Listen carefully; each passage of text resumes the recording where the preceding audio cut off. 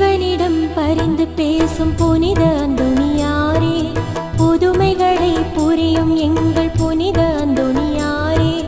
இறைவனிடம் பரிந்து பேசும் புனித அந்தோணியாரே, புதுமைகளை புரியும் எங்கள் புனித அந்தோணியாரே. சரணமையா சரணமையா உந்தன் பாதம் சரணமையா, சரணமையா சரணமையா உந்தன் பாதம் சரணமையா. இறைவனிடம் பரிந்து பேசும்